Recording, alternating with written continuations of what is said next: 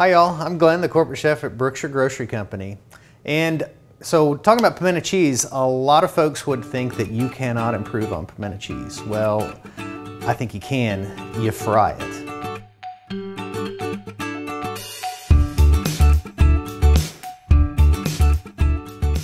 So if you want to get fancy, you can make your own homemade pimento cheese. You can use your favorite recipes, grandma's recipe, but any good quality pimento cheese will work, like the stuff you find at our deli case or the meat case. If you want to make it a lot easier, just go out and buy it at the store and it'll work great in your recipe. If we're going to talk about frying, we probably need to talk about the equipment a little bit. Frying is kind of a big deal. I know a lot of folks don't like to do it, think it's a mess. And it can be, but if you've got the right equipment, it'll certainly make things a lot easier. Now, if to fry, you're obviously going to need something to put oil in, but the most important thing besides that is going to be the thermometer. You're going to have a good thermometer to do it.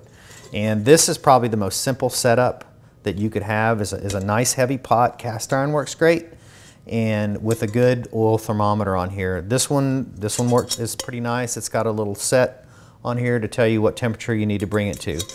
Everybody's got a Fry Daddy or some other type of frying apparatus at home. Those will work great.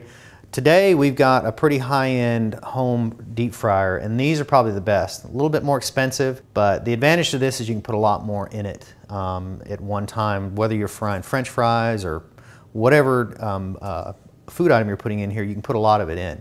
The problem with some of the smaller ones is you can typically only put just a handful of stuff in, and what you're typically trying to do is keep the oil temperature as stable as possible.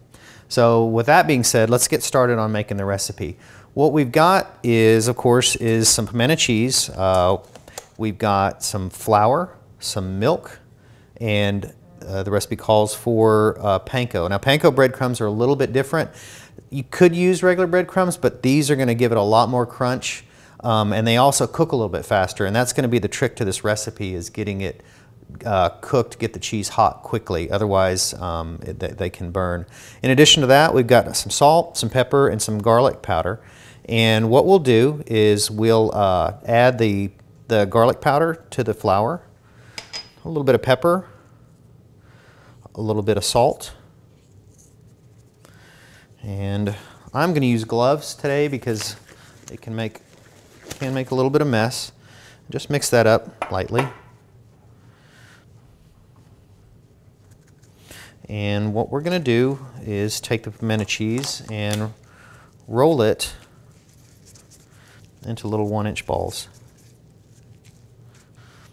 Dip it in the flour, knock off the excess, drop it in the milk. Now you want to get it completely coated and completely wet. Sometimes it'll resist that when you've got it coated in flour. And then into the panko, into the breadcrumbs. And you can pretty much make as many as you want from that point. Don't want to get them a lot bigger than this, or that you'll find that the cheese won't melt when you fry them. Dip them in the milk once again, and then coat them in the panko. Now you can, as you make these, you can just leave them in the container. If you've got like a baking dish, baking pan, just leave them in the container. Now, once we get the number that we want rolled up and we're done, the most important part of this recipe is that you freeze them. Now, you need to freeze them for about 30 to 45 minutes. And what this will do is, it'll allow give you time for the breading to brown, and also for the cheese to melt. And once again, you can put this directly into the freezer. Your pimento cheese balls have been in the freezer for about 30 minutes or so. And they're nice and they're getting pretty hard, and that's exactly what you want them to do.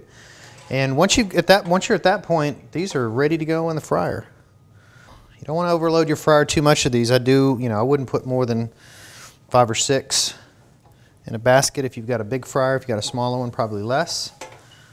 350 degrees, about 2 minutes, 2 to 3 minutes, and they'll be ready. These have been in a couple of minutes. And they're ready to come out.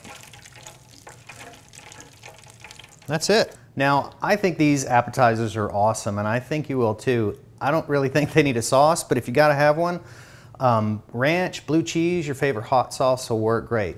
Now, you can find these recipes in the September issue of Celebrate Cooking. It's available online or at your local neighborhood Brookshires.